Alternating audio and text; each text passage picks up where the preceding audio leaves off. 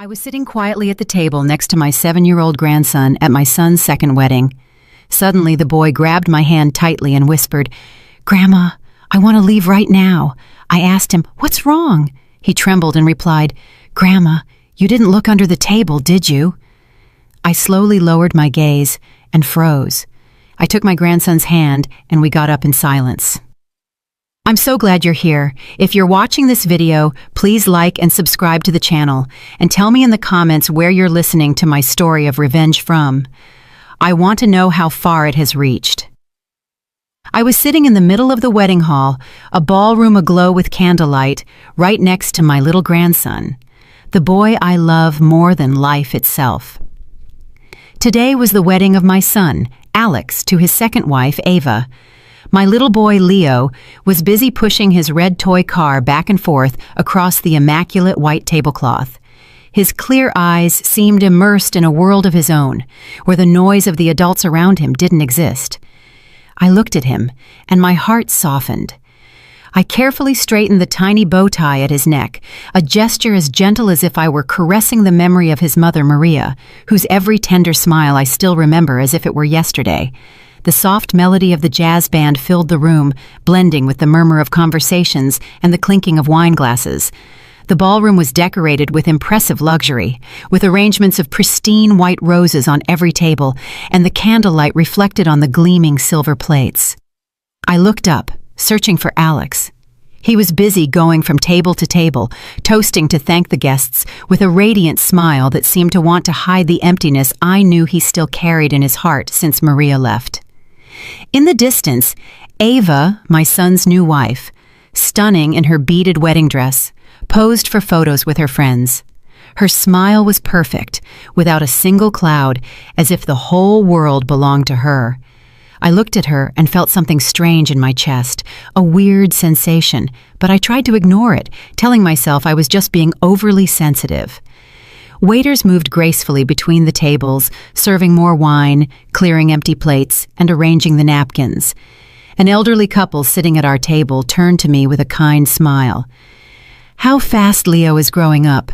How old is he now, Betty?" I smiled and replied in a soft voice, "He just turned 7. Time flies." Then I turned to cut a small piece of cake to give to Leo.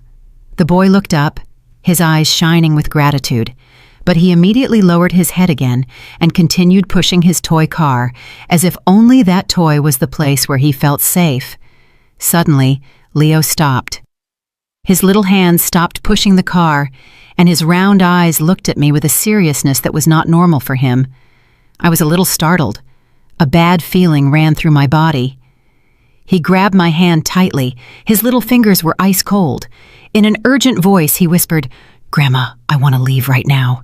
His voice trembled, as if he were holding back a fear he couldn't explain. My heart raced. I leaned over him and put a hand on his shoulder. "What's wrong, my boy? Tell me what it is." Leo shuddered, pressing his lips together, and then he whispered so softly that I had to lean my ear closer to hear him. "Grandma, you didn't look under the table, did you?" His words were like a cold knife that went through my chest. A terrible anguish began to grow inside me, making it hard to breathe. I tried to stay calm and stroked his hair, but his gaze, the panicked look of a boy of just 7, prevented me from ignoring it. "It's okay, my love. Let your grandma look," I said, trying to make my voice sound calm to soothe him, although I felt my own heart was pounding. Carefully, I lifted the edge of the white tablecloth and looked into the dark space under the table, where the wooden legs of the chairs and Leo's little shoes were swinging. And then I saw it, a small piece of paper, folded in 4, lying there, right next to Leo's chair. It was so small that it was almost lost in the darkness, but its presence chilled my blood. Leo huddled against me, his little hand gripping my arm as if seeking refuge. I felt his agitated breathing. Every tremor seemed to tell me that something was very wrong. I crouched down completely, and with a trembling hand, I picked up the paper. The people around us were still laughing and toasting, but at that instant, my entire world shrank until it was just me, Leo, and that damned paper in my hand. I unfolded it. The dim candlelight on the table was enough to read the scribbled words, "Table 8, add shrimp to the child's serving." A few words, but they were like a direct punch to my heart. I felt the blood turn to ice in my veins and the air get stuck in my chest. Leo is severely allergic to shrimp, something my whole family knows perfectly well. A single piece of shrimp would be enough to put his life in danger. Who could have written this? Who could be so cruel? Right on my son's wedding day. I squeezed Leo's hand, feeling his little fingers tremble in mine. I stood up abruptly, not caring about the surprised looks from the people around me. The elderly couple nearby stopped talking and looked at me with concern. I hugged Leo with all my strength, as if I feared he would vanish if I let him go. The laughter and music continued, but for me, everything had become a heavy, suffocating silence. Memories of other times flooded my mind, taking me out of that gleaming wedding hall and back to the years when our family was whole. I once thought my son's home would always be filled with laughter, but life, like a sudden gust of wind, extinguished that flame of happiness, leaving me with scars that would never heal. I remember Maria, my first daughter-in-law, like I remember the morning sunlight streaming through the window at dawn. Her smile was tender and warm. She always made me feel like I was in the arms of a true daughter. Maria never raised her voice, never did anything that worried me. She was one of those people who, just by looking at them, made you feel at peace. I still remember those very windy afternoons in the suburbs of Phoenix when I would arrive at Alex and Maria's little house. The laughter of Leo, who had just started to walk, echoed in the backyard as he chased a colorful rubber ball. Maria would be on the porch with a basket of freshly picked vegetables, smiling as she watched her son. "Mom, Betty, try the chili I made. See what you think," she would often say to me, her voice full of pride as she placed the warm bowl in front of me. I would sit there, eating and talking with her about simple things, while Leo crawled on the floor clinging to an old toy car. But the most beautiful, and also the most painful memory, is the night Leo became very sick. He had a very high fever. His little body burned, and his eyes could barely open, with no strength left even to cry. Maria held him, while tears rolled silently down her cheeks. "Mom, Betty, I'm so scared," she whispered, her voice trembling. I sat next to her, taking turns to place damp cloths on his forehead, trying to calm her. "Don't worry, honey. The boy is strong. He's going to be okay." But inside, the worry weighed on me like a stone. I stayed up with Maria until dawn, when the first rays of sun appeared, and Leo's fever finally broke, and he fell asleep in his mother's arms. Maria turned to me, her eyes red, but with a faint smile. "Thank you, Mom. Without you, I don't know what I would have done at that moment." I just took her hand and squeezed it tightly, as if I wanted to tell her that I would always be there for her and for Leo. I thought that this little family would be happy forever, like a song that never ends. But then, one fateful afternoon, everything fell apart. The phone rang while I was washing dishes in the kitchen. The cold voice of a police officer came through the line. "Mrs. Williams, we regret to inform you that there has been an accident." I don't remember how I finished hearing the sentence. I just know that my hands were shaking so much that I dropped a plate on the floor and it shattered. Maria was gone in an instant when a truck that lost control hit her car on the highway outside the city. I stood there, paralyzed, feeling the world crumble in front of me. Maria's funeral was on a day of torrential rain. The drops fell nonstop, as if the sky was also crying for her. Leo, who was only 4 years old then, was in my arms, confused, looking at everyone with his innocent eyes, not understanding what was happening. "Grandma, where is my mommy?" he asked in his little voice. I hugged him tightly, swallowing my tears, and whispered, "Your mommy is in a very beautiful place, my love." But inside I felt shattered. Alex, my son, collapsed in front of the coffin, his shoulders shaking, and he couldn't say a word. I knew he was trying to be strong, but his gaze was empty, as if a part of his soul had gone with Maria. After that tragedy, Alex changed completely. He buried himself in work. He would leave home very early and wouldn't return until Leo was already asleep. I understood that he was running away, trying to fill that immense void in his heart with endless days of work. But Leo, my poor boy, suffered the most. He started talking less. His gaze was often sad, as if he was waiting for a miracle that would bring his mother back. I became his only support.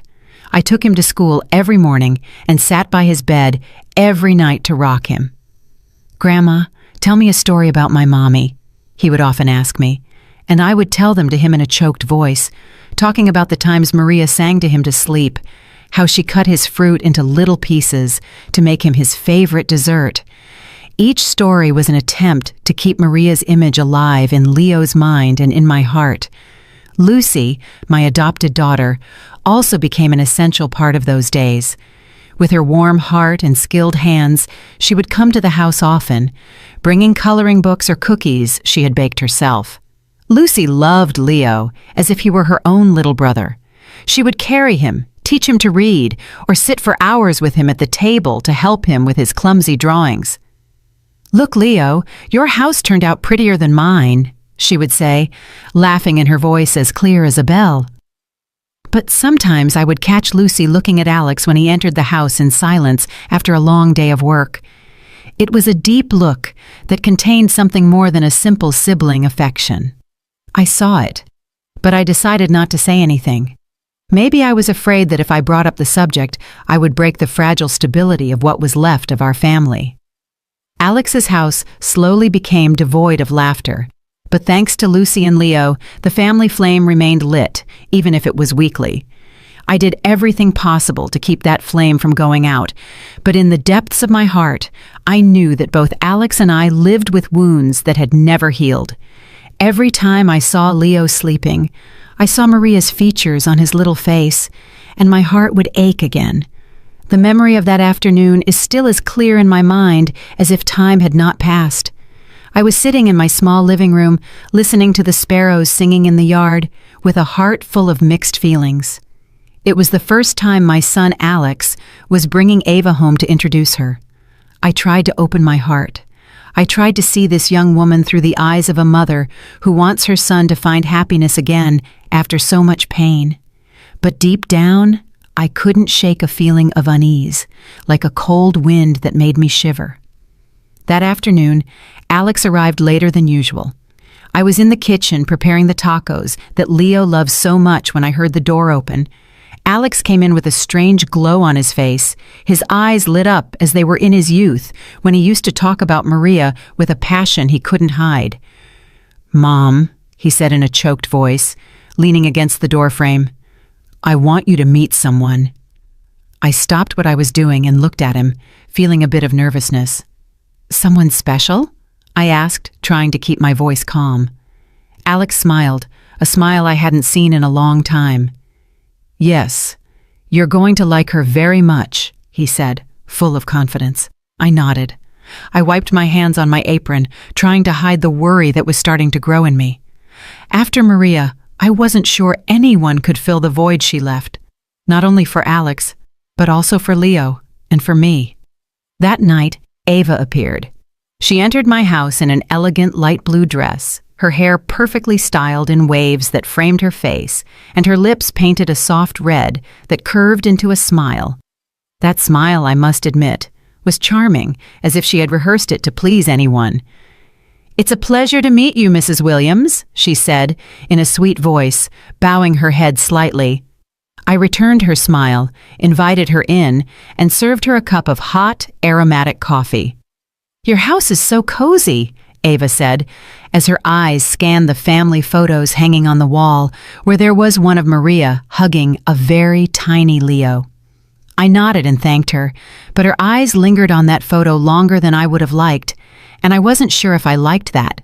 Dinner went on in an atmosphere that I tried to make as friendly as possible. I placed the dishes I had prepared all afternoon on the table: tacos wrapped in corn tortillas, a plate of enchiladas with red sauce, and a fresh salad with mango, Leo's favorite dish. Alex sat next to Ava, his eyes never leaving her. His happiness was visible in every gesture. "Mom, Ava works in marketing at my company. She's very good at what she does, he said, his voice full of pride. Ava smiled. She served me an enchilada with a delicate but calculated movement. Mrs. Williams, this is delicious.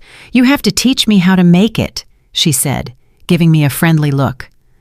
I smiled and responded politely, but a small part of me remained uneasy. There was something about the way she spoke, the way she laughed that made me feel like I was watching a very well-staged play. Leo, my grandson, was sitting at the head of the table, strangely quiet. He, who normally wouldn't stop talking about school, that night just picked at his food without lifting his head once. I noticed that he was avoiding Ava's gaze, as if he was trying to hide in a safe corner. Ava leaned over, took a chocolate bar from her purse, and placed it in front of Leo with a radiant smile. "This is for you. It's very good, Leo," she said in a voice as sweet as if she were trying to win him over. But Leo remained still, his little hands gripping his silverware, and then he simply turned his face away without touching the chocolate. I saw a flash of fear in his eyes and felt as if my heart would shrink. Alex frowned, about to scold his son. "Leo, what's wrong with you? Ava is giving you some candy." I quickly intervened. "It's nothing. He's probably a little tired. Leave him be, son." Alex sighed, but didn't say anything else, and turned to serve Ava more wine, as if he wanted to lighten the mood. Lucy, my adopted daughter, was also at dinner. She sat across from me, eating in silence, but I noticed how her gaze darkened when Ava took Alex's hand under the table. Lucy has always been a very sensitive girl, and I know she loves Alex like a brother, but sometimes I wonder if that feeling isn't deeper. When Ava took Alex's hand, Lucy's hand stopped over her glass, and I saw her fingers tighten a little. She didn't say anything. She just lowered her head and continued eating. But that silence was heavier than any words. I wanted to ask her. I wanted to understand what was making her sad, but I knew it wasn't the right time. After dinner, Ava insisted on washing the dishes, even though I refused several times. "Mrs. Williams, let me. You rest," she said with overflowing enthusiasm. I reluctantly agreed and watched her go into the kitchen, roll up her sleeves, and hum a cheerful tune while she cleaned. I must admit that she did everything impeccably. The dishes were neatly stacked and the sink was sparkling. For a moment I thought, this girl seems very caring. But then, when I went out into the living room, I saw Leo sitting, coloring with his little hands clutching a crayon. Ava approached and sat down next to him, praising him. "You draw so well, Leo. What is it? Let me see." But Leo immediately let go of the pencil and leaned back with an expression of distrust, as if she were a threat. Ava glanced at me and quickly forced a smile, as if to cover up the awkward moment. "What a shy boy," she said in the same sweet voice. But I saw something strange flash in her eyes. Alex, meanwhile, didn't seem to notice anything out of the ordinary. He was busy serving more wine, telling funny anecdotes from work, and laughing loudly every time Ava told a joke. The introduction ended with my son completely satisfied, seeing Ava off at the door, with his eyes fixed on her, as if there was no one else in the world. I stood there, watching them walk away with a strange feeling in my heart, as if something wasn't quite right. Time passed, and Ava gradually became a part of our lives. One weekend morning, with the bright California sun flooding the living room through the windows, I was knitting a scarf when Ava appeared, smiling from ear to ear. "Mrs. Williams, I want to take Leo to the park today. Is that okay?" she asked, her voice full of enthusiasm. I looked at Leo, who was on the floor, playing with his wooden blocks, his face expressionless. "Of course, I'm sure he'd love it," I replied, forcing a smile, even though I felt a little doubt inside. Alex had gone to work, and I thought maybe a little fresh air would do Leo good. Ava took Leo's hand and led him toward the door while I watched them go with a strange heaviness in my heart. When they returned, Ava came in with a triumphant smile. "He had so much fun. He wouldn't stop going down the slide, and he even asked for another ice cream," she recounted, her voice full of excitement. But when I looked at Leo, I saw that his shirt was dirty, with some dried dirt stains on the blue fabric that I had ironed myself that morning. He was silent with his toy car in his hand, without saying a word about his outing. "Did you have fun, my boy?" I asked, crouching down to stroke his hair. He just nodded slightly, looking away. I wanted to ask him more, to know why he was so quiet, but Ava intervened with her always sweet voice. "I already told you, Mrs. Williams, he loved it." I nodded, but inside me, a small piece of the puzzle of doubt began to form. On another occasion, while Alex was at work, Ava showed up unannounced. I was in the kitchen preparing chili for lunch when I heard her talking to Leo in the living room. At first her voice was soft, but suddenly I heard a harsh phrase. "Stay still, Leo. Don't make a mess. You're a big boy now, but you still act like a baby." I stopped dead in my tracks, my hand still over the onion I was chopping, and a chill ran through my body. I came out of the kitchen, and instantly Ava changed her tone, becoming as sweet as if nothing had happened. "Our Leo is so clever. Look at the tall tower he built," she said, pointing to the wooden blocks the boy was playing with a radiant smile. But Leo just pressed his lips together and looked at me as if asking for help. I tried to smile and said, "Yes, he's very skilled." But inside, the unease was starting to grow like a small thorn digging into my heart. I tried to calm myself. Surely she's not used to children. Anyone is a bit clumsy at first. Leo's 7th birthday is a memory I will never forget. Lucy, my adopted daughter, spent all morning baking a chocolate cake, Leo's favorite. When she arrived with the cake and placed it on the table with its candles lit, Leo shouted with joy. His eyes lit up for the first time in months. "Aunt Lucy, this is my favorite cake," he exclaimed, running to hug her. She smiled, stroked his hair, and told him tenderly, "I made it for you, my love. Eat a lot." I watched them with a warm heart, feeling that the family flame was rekindled. Ava was also there, but she only clapped in a forced way, standing in a corner with a weary smile. Her only gift for Leo was an indifferent pat on the shoulder and a happy birthday, champ. I saw how Leo shrank a little, avoiding her gaze, and my heart ached again. I wanted to say something, but I stayed quiet, telling myself not to get too involved. Another time, Alex took Ava and Leo to the grocery store. I stayed home, but when they returned, I heard Ava complaining in an irritated tone. "Leo dropped a whole bag of candy at the checkout, and I had to pay for it. What a clumsy boy." Alex frowned and turned to scold his son. "Leo, you're a big boy now. You have to be more careful." I saw Leo lower his head with his hands intertwined, and his eyes sought mine as if asking for help. I quickly approached and put a hand on his shoulder. "Don't worry, my boy. It was just some candy." But inside, I couldn't stop wondering why Ava got so angry so easily with a child. Why couldn't she be as gentle as Maria had been? One afternoon, when I went to pick up Leo from school, his teacher took me aside and said in a low but concerned voice, "Mrs. Williams, lately, Leo has been talking less and seems very withdrawn. Is something happening at home?" I froze, but I tried to downplay it. "I'm sure it's just the changes, Mrs. Davis, don't worry." But on the way home, Leo tugged on my blouse and said in a trembling voice, "Grandma, I don't want to go home with Miss Ava." I stopped and knelt down to look into his clear eyes, my heart feeling squeezed. "Why do you say that, my love?" "Miss Ava loves you," I said, but as soon as I said it, I knew I was wrong. Leo shook his head, with firm determination in his gaze. "No, Grandma, she doesn't love me."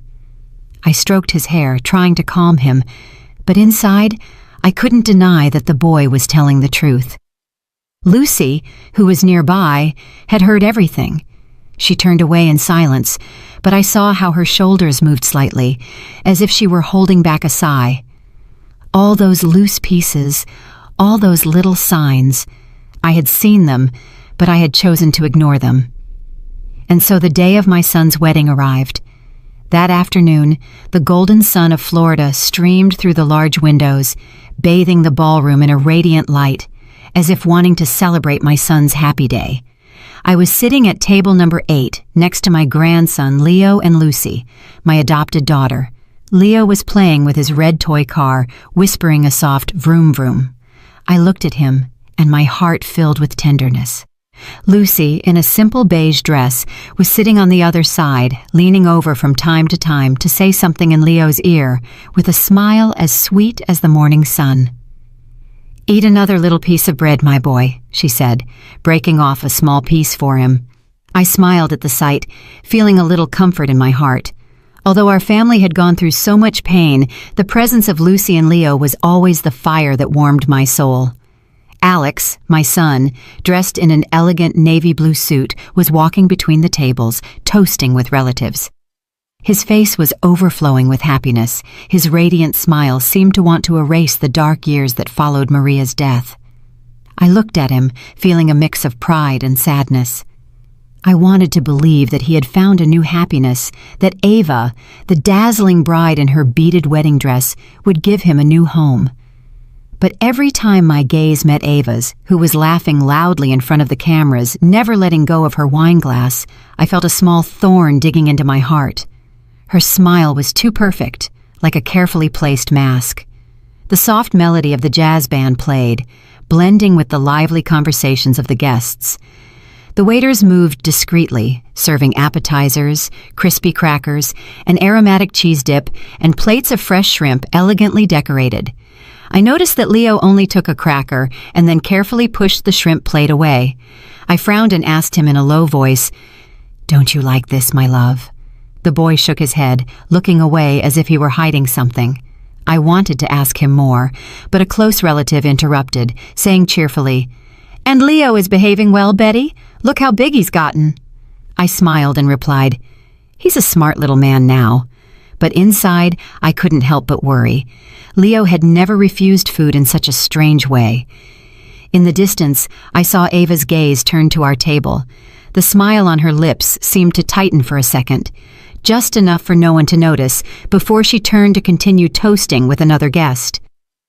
I tried to dismiss my uneasiness, telling myself I was overthinking, but then everything changed in an instant. Leo, who was still playing with his toy car, pushed it too hard, and the toy rolled onto the floor. The boy quickly crouched down to pick it up, but I saw him freeze, his eyes wide, fixed on something under the table. I leaned over to ask him what was wrong, when Leo pulled out a small piece of paper, folded in 4, with trembling hands and a pale face. He immediately clung to my hand and whispered urgently, "Grandma, let's go, please. Let's go now."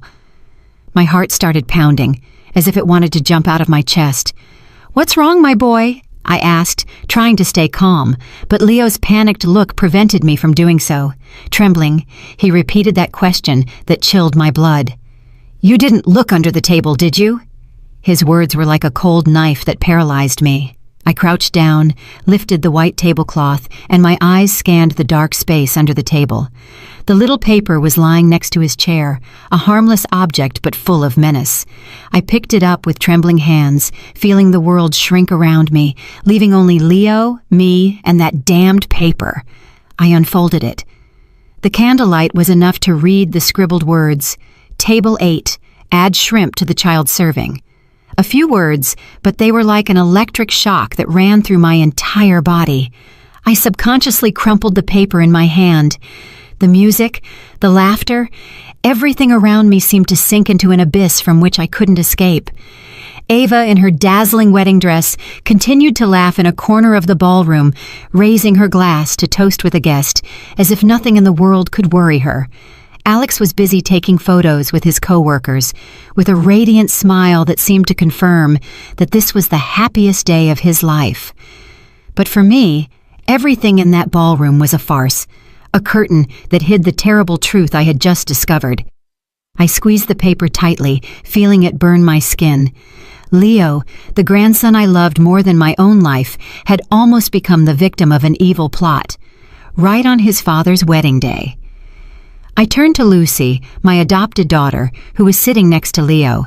Her eyes were filled with concern when she saw my expression. "Take care of Leo, please," I said, trying to stay calm, although I knew I couldn't hide the tremor in my voice. Lucy nodded, pulling Leo closer to her and hugging him tightly like a protective shield. "Where are you going?" she asked me in a low voice, but full of anguish. I just shook my head without answering because I didn't even know what I was going to do next. I quickly went out into the hallway, my legs heavy, as if they were carrying lead, but with my heart pounding, urging me to act. Near the bar, I saw a group of waiters chatting. Their laughter sounded like a painful contrast to the storm that was raging inside me. I recognized David, the young man who had brought the food to our table several times. He had a kind face and a friendly smile, but at that moment, I couldn't think about that. I walked straight up to him, put the paper in his face, and asked in a firm voice, "Do you know who sent this paper?" David looked at the paper, and his face changed instantly. His carefree smile turned into an expression of panic. "My God, this is my paper," he stammered, his hands trembling as if he wanted to snatch it from me. "A woman gave it to me, and I accidentally dropped it when I was carrying the tray." His words were like a ray of light in the midst of confusion, but they also agitated me even more.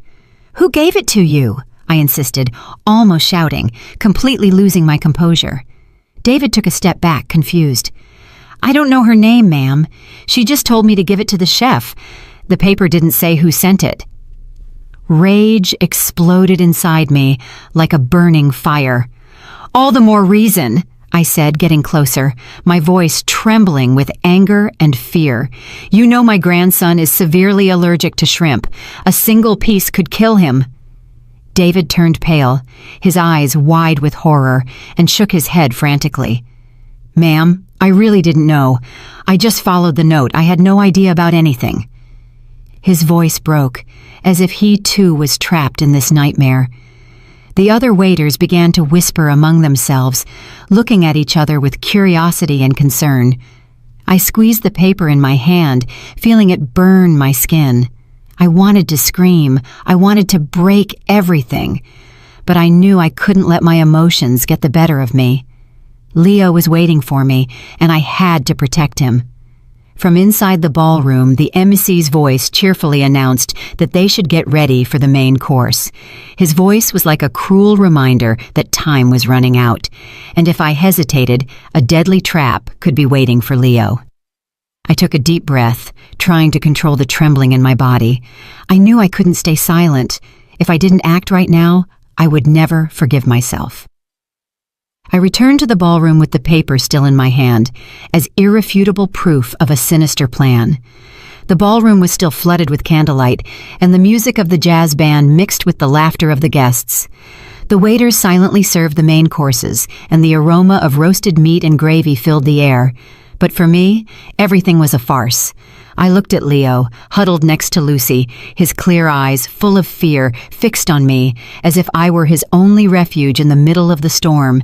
I took Leo's little hand, feeling his trembling fingers in my palm, and then, as if driven by an invisible force, I stood up abruptly.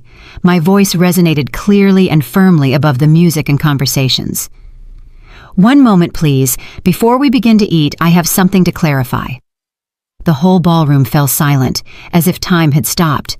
All eyes were on table 8, where I was standing with Leo by my side, and Lucy sitting with a spark of determination in her eyes.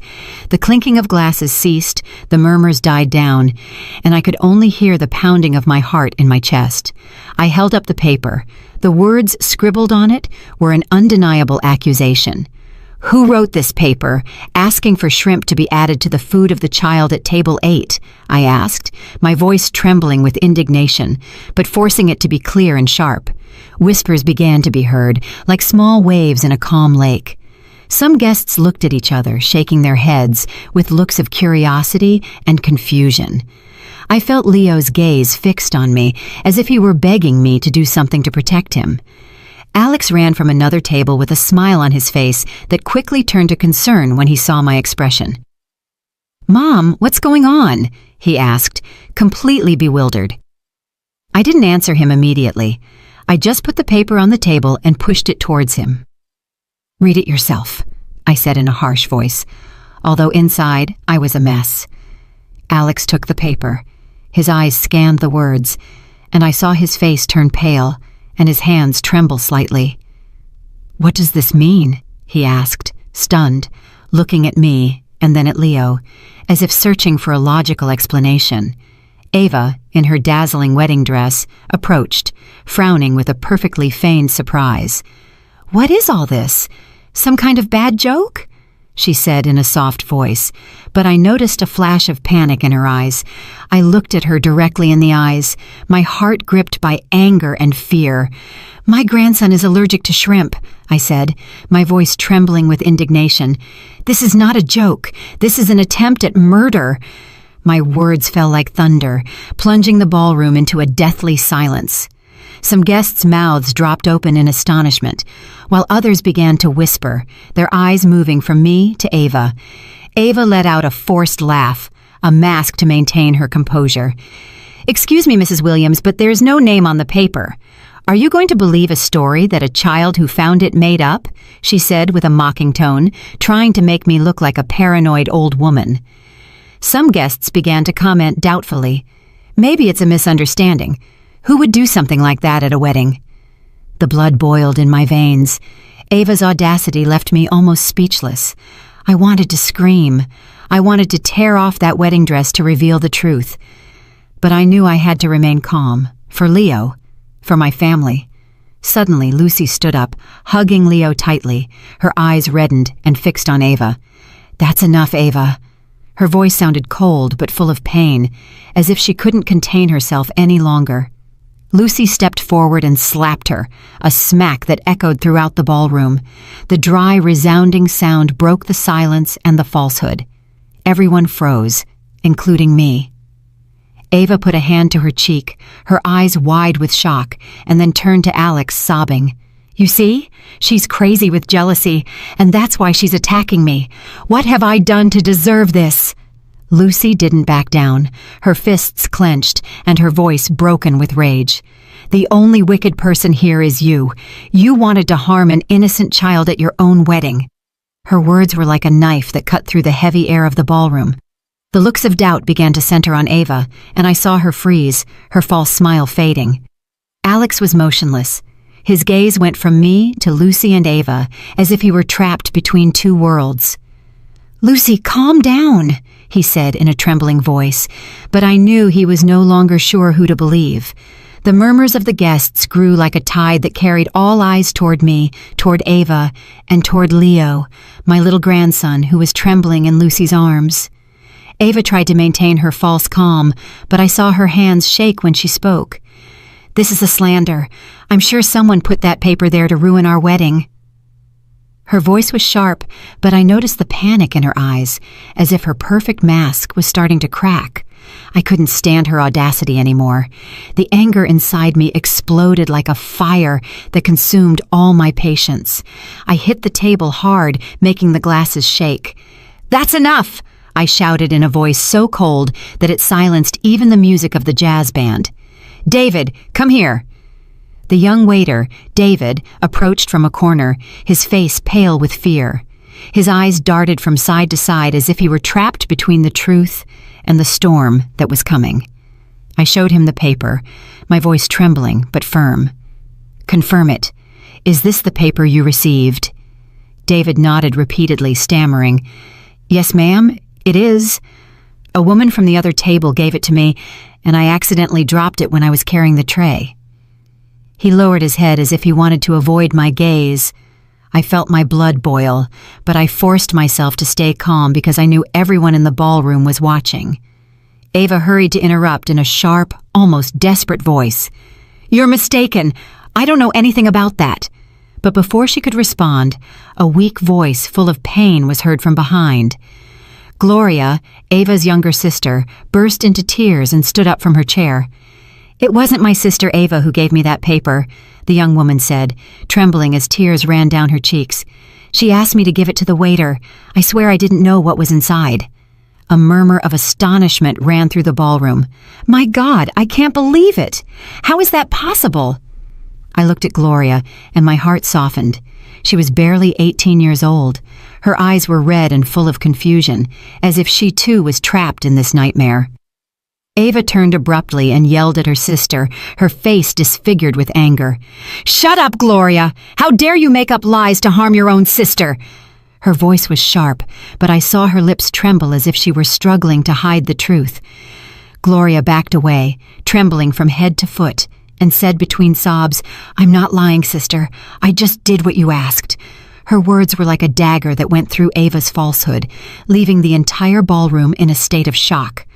A close older relative shook his head, his voice choked. "How is it possible to not even spare an innocent child?"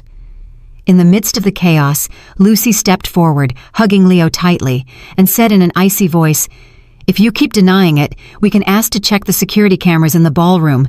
Everything will be cleared up in a moment." Her words were like a stone thrown into a lake, causing waves of panic. Ava's face turned ashen.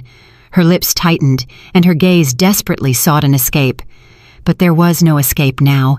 She didn't say another word, and that silence, for me, was the clearest confession of all. Alex froze, his hand trembling on Leo's shoulder, looking in horror at the woman he had just called his wife, Ava. His voice broke as if he were trying to cling to the hope that it was all a misunderstanding, but his gaze, moving from the paper to Leo, said it all. I saw how his heart broke, just like mine had when he discovered the plot. And Uncle stood up and shook his head, disgusted. "It's unbelievable, such wickedness on a day of celebration." His voice trembled as if he were holding back his indignation. After Lucy's challenge about the security cameras, a deadly silence took over the ballroom. Ava, the woman I once tried to accept as part of my family, stood there, her face pale and her lips pressed together, looking for one last excuse. But the truth was exposed, and she had nowhere left to run.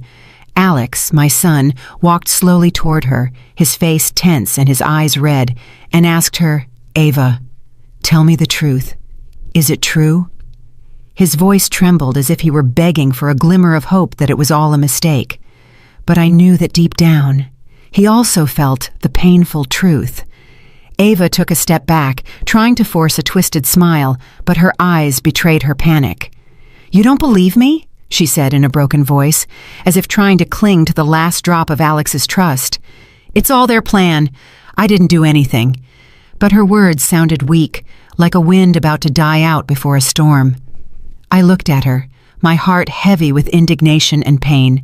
This woman I thought would bring my son happiness was now standing in front of me like a stranger, a danger I hadn't seen before. Lucy, my adopted daughter, put a hand on Alex's shoulder and said in a voice she was holding back with all her might, "Leo almost died because of this woman." Her words were as sharp as a knife. Ava yelled desperately, "Shut up! You're just a jealous intruder!" But Lucy didn't move. She was trembling with rage, but stood firm like a shield for Leo. "How dare you call me jealous?" Lucy responded in an icy voice. "Look this child in the eyes and tell me you didn't try to hurt him." Leo clung to me, his little hand squeezing mine, as if he feared being dragged into that nightmare. The guests began to stand up. The festive atmosphere had completely broken. A relative of our family, Mr. Johnson, hit the table with anger. "This is a disgrace. We can't let this go." Murmurs of support were heard like waves that grew and drowned Ava in everyone's looks of contempt. Alex, trapped between truth and love, cried out, his voice broken with pain and indignation. "Leo is my son. You tried to kill my son at our own wedding." His words were like a direct stab to Ava's heart, and I saw her burst into tears. But those tears, I knew, were not of repentance, but of being discovered. I placed the paper on the table and declared in a firm voice, "Anyone who tries to harm my grandson will never have the right to set foot in this family." My words resonated clear and unyielding, like a sentence. Ava looked up, her eyes full of fire, but I saw defeat in her gaze. She had lost not only to me, but to the truth. The hotel's security personnel approached, and in a polite but firm manner, asked Ava to leave the ballroom. "Ma'am, please come with us," one of them said in a cold voice. Ava backed away, looking for help, but no one sided with her. Many guests shook their heads, leaving their half-empty glasses and sighing with resignation. "Unbelievable," one whispered. "How can someone be so cruel?" Another said, horrified. Alex stood motionless, his hands on his head, as if trying to keep his world from collapsing. Then, as if he no longer had the strength to stand, he slowly knelt in front of Leo, his voice choked. "Son, forgive me. Forgive me, my boy, for not protecting you." I saw tears run down his cheeks, and I felt my heart break in two. I helped Alex get up, squeezing his shoulders, and said in a grave but confident voice, "Luckily, we stopped it in time. This false happiness has to end here and now." I looked at Ava, who was being escorted out amidst looks of contempt, and in my heart I knew that she never was and never would be a part of this family. In the days that followed that nightmare wedding, my family was caught in a silent whirlwind where wounds still bled and unanswered questions floated in the air. I felt as if I had just woken up from a nightmare in which I almost lost Leo, my grandson, whom I love more than life itself. The story of the failed wedding spread everywhere, from the small suburban streets to the conversations of distant relatives. The house phone wouldn't stop ringing. Some blamed Alex for blindly trusting Ava. Others sympathized with Leo, the innocent child who was almost the victim of an evil plot. But for me, every call was just a painful reminder of what we had gone through. Alex became withdrawn after what happened. He was no longer the radiant man in the navy blue suit from the wedding day. Instead, he would take Leo to and from school in silence every day, his gaze filled with pain and guilt. The name Ava, like a curse, was never mentioned in the house again. I looked at Alex with a pained heart, but I knew he needed time to heal, to find himself after being betrayed by the person he loved. I didn't blame him because I understand that love can get to people, but I also knew that our family had to rise from the ashes. I continued to care for Leo, as I had since Maria left. I cooked his favorite dishes, like cheesy pasta or a soft pudding, trying to give him back a sense of security.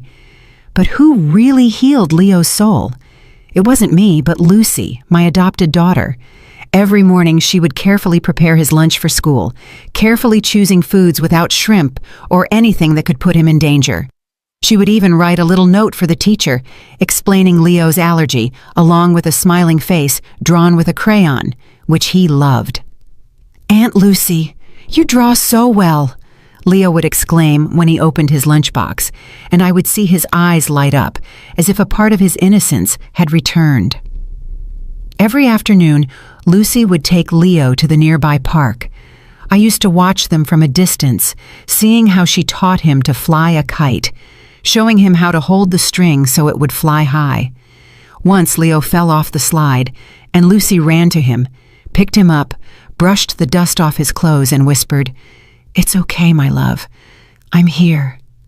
Leo's clear laughter echoed, a sound I thought I had lost forever, and which was now like a balm for my heart. I looked at Lucy with infinite gratitude, because she was not only a sister to him, but also like a second mother, filling the void that Maria had left. One night, when Leo had a high fever, I saw Lucy spend the night by his side. She sat on a chair next to the bed, placing damp cloths on his forehead, while she quietly told him the story of a brave sparrow that flew through a storm.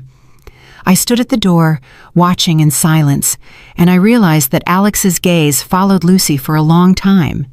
It was a complex look, full of gratitude and remorse, as if he was realizing something he had ignored for a long time. I didn't say anything. I just retreated in silence, giving them their space. But in my heart, I began to hope that maybe there was a light at the end of our family's dark tunnel.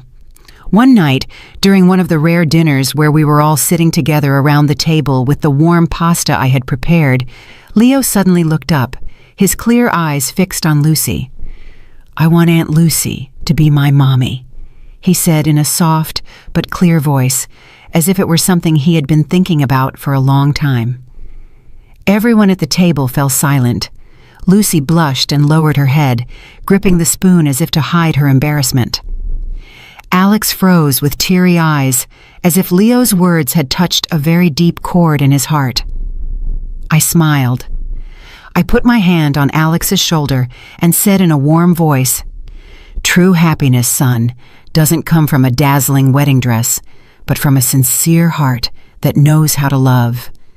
Alex looked at me, then at Lucy, and I saw a small spark of hope shine in his eyes.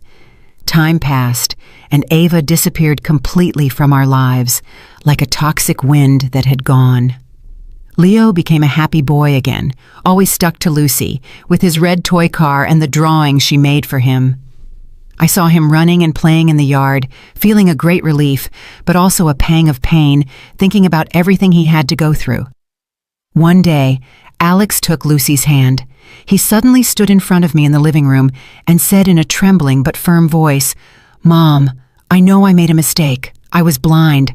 I put Leo in danger, but this time I don't want to let go of the person who has truly been by our family's side." Lucy lowered her head with flushed cheeks, but I saw a radiant smile on her lips. I nodded as tears silently rolled down my cheeks.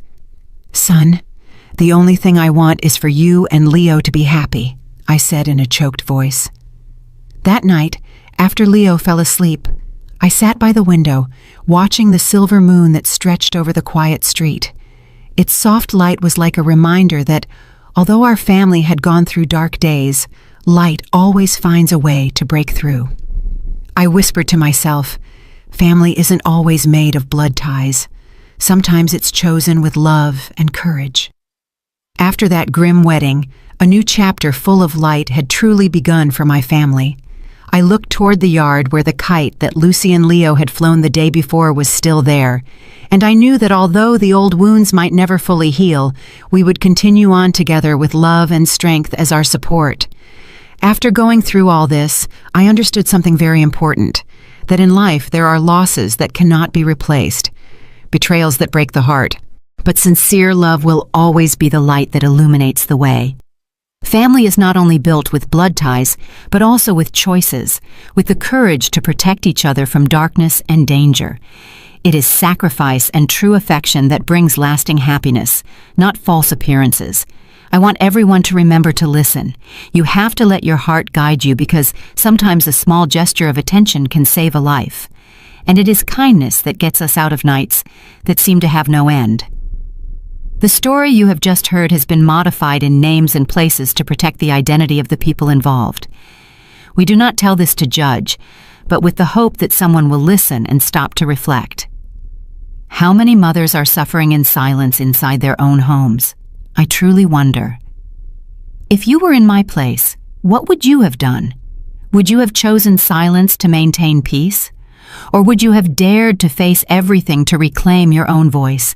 I would like to know your opinion because every story can become a candle that lights the way for others. God always blesses us, and I am sure that courage will lead us to better days. Meanwhile, on the final screen, I will leave you two of the channel's favorite stories. I am sure you will be surprised.